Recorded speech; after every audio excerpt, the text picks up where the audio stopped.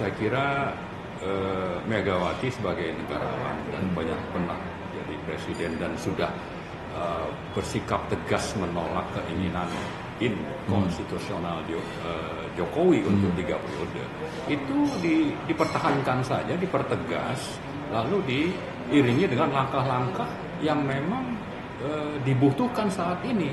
Apa langkah-langkahnya? Misalnya, ini jelas ada pelanggaran konstitusi.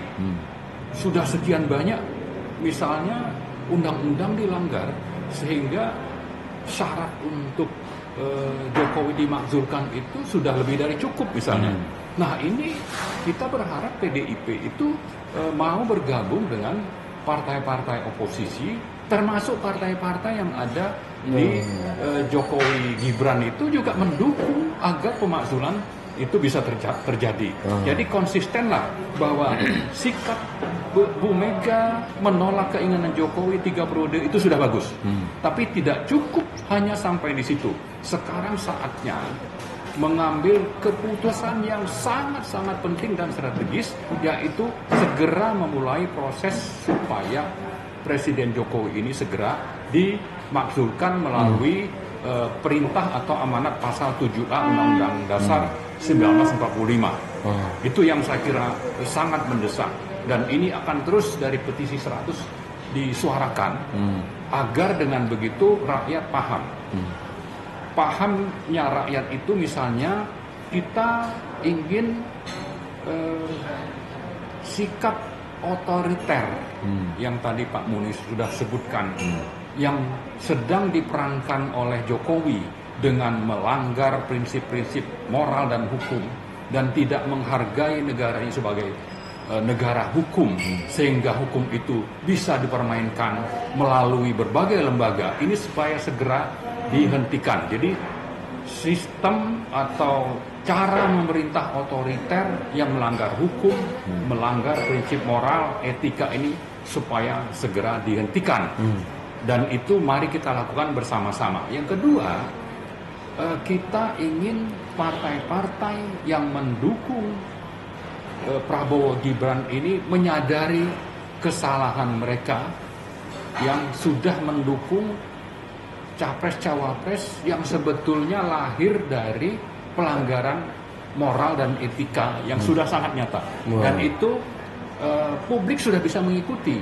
Jangan lalu tutup mata terhadap pengetahuan publik ini, lalu sekedar menjalankan kepentingan mereka sendiri, seolah mereka itu di atas rakyat. Padahal mereka itu mendapatkan suara dari rakyat. Maka tolong ya partai-partai ini semua memperhatikan bahwa pasangan Prabowo Gibran itu adalah pasangan inkonstitusional, melanggar prinsip moral, sehingga sudah tidak waktunya untuk dipertahankan. Terlepas nanti ada putusan MK seperti apa, MK ya, Majelis Kehormatan MK itu seperti apa. Kita himbau kesadaran dari pemimpin partai untuk segera bisa menghentikan apa yang sudah mereka declare tanggal 23 atau 25 Oktober yang lalu, bahwa mereka akan mencalonkan Prabowo Gibran ini segera dibatalkan. Ya. Saya kira itu yang sangat penting. Balasan untuk ini, kalau ada upaya untuk pemakzulan itu udah pantas, Pak. Sudah sangat pantas karena banyak sekali sebetulnya di petisi 100 itu kan kita membuat daftar sekian undang-undang dilanggar. Salah satu yang sangat prinsip itu adalah tentang pemaksaan pemberlakuan Undang-Undang Cipta Kerja nomor 11 tahun 2023. Undang-undang ini sebetulnya pada prinsipnya di awal itu dinyatakan melanggar konstitusi, yang mestinya itu otomatis oleh MK itu tidak diberi ruang untuk dikoreksi. Tapi karena diduga ada KKN, putusannya itu jadi ambigu. Ini melanggar konstitusi, tapi silakan perbaiki dalam waktu 2 tahun misalnya. Ini putusan MK yang bermasalah sebetulnya. Lalu belum 2 tahun diterbitkan yang namanya Perpu. Seenaknya saja tanpa mendengar suara rakyat. Ya misalnya kan itu ada di Undang-Undang P3 itu hak rakyat untuk bersuara, itu diabaikan. Dari situ saja sebenarnya sudah sangat dari dulu gamblang ya. Belum lagi waktu COVID itu ada Perpres yang menggantikan peran DPR membahas APBN misalnya. Itu jelas pelanggaran undang-undangnya. Belum lagi kalau kita bicara tentang undang-undang Minerba, terakhir itu undang-undang Omni Kesehatan. Jadi banyak sebetulnya delik dasar hukum untuk terjadinya proses pemakzulan. Nah, sekarang kita ingin menghimbau seluruh partai dan seluruh rakyat Indonesia, seperti apa sih satu orang yang namanya Joko Widodo yang sudah melangkahi konstitusi dan sekian undang-undang dan prinsip-prinsip moral dan etika, ini begitu kuatnya kok kita ini seolah-olah menjadi bebek-bebek untuk hanya mengikuti apa yang menjadi agendanya Joko Widodo misalnya. Ya, kita menghimbau semuanya, kalau kita masih ingin negara ini dihormati secara internasional, bahwa ini negara bukan negara main-main, ya kan, maka yang saya usulkan tadi mestinya diproses. Belum lagi nanti kita bisa saja dikucilkan secara internasional, tidak dianggap sebagai negara berdaulat karena hukum itu sudah menjadi alat bagi kepentingan kekuasaan yang otoriter misalnya. Bisa saja ini berdampak kepada harga-harga semakin naik, mau ngutang itu tidak dapat, mau bikin proyek itu tidak ada yang mau bangun dan sebagainya. Nah, ini sangat prinsipil.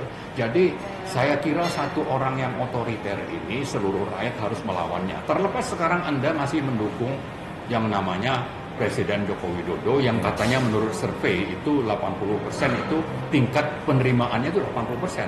Tapi apakah itu benar, saya tidak percaya itu. Ya, karena itu saya kira mari kita sama-sama melawan rezim otoriter.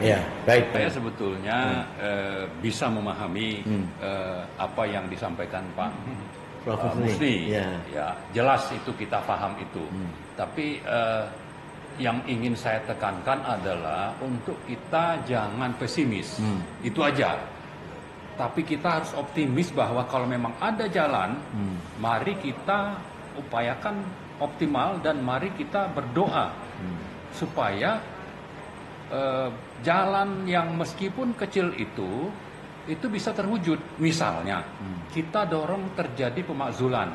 Oke, kita paham partai-partai itu nanti bisa dikendalikan oleh Jokowi atau partai-partai itu pimpinannya tersandra sehingga tidak berani memulai proses pemakzulan. Nah, jangan seperti itu. Tapi kita dorong terus, gitu, supaya pemakzulan itu bisa tercapai. Artinya kita mari optimis, jangan pesimis. Begitu juga dengan rakyat.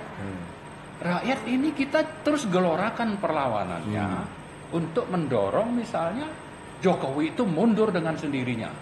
Daripada nanti dipermalukan, mundurlah, sadarlah bahwa Anda sudah melakukan banyak pelanggaran konstitusi dan partai-partai itu nanti bisa dikendalikan oleh Jokowi atau partai-partai itu pimpinannya tersandra sehingga tidak berani memulai proses pemakzulan. Nah, jangan seperti itu. Tapi kita dorong terus, gitu, supaya pemakzulan itu bisa tercapai. Artinya kita mari optimis, jangan pesimis.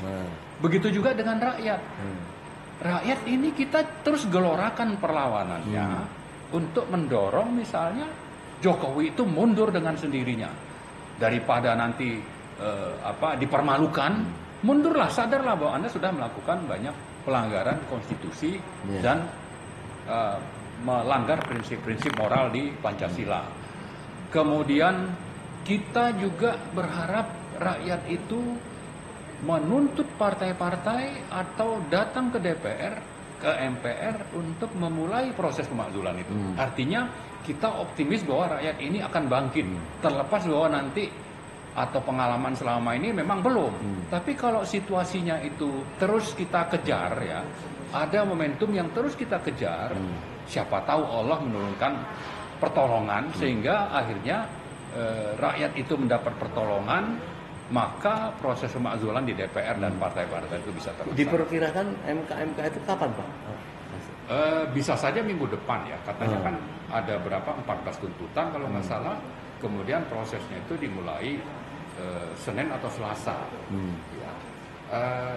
Tapi jelas Pak Jimli sudah juga menyatakan mereka berkejaran dengan waktu sehingga pasti ya mau tidak mau itu akan membuat keputusan sehingga jadwal pemilu itu tidak terganggu. Iya, iya.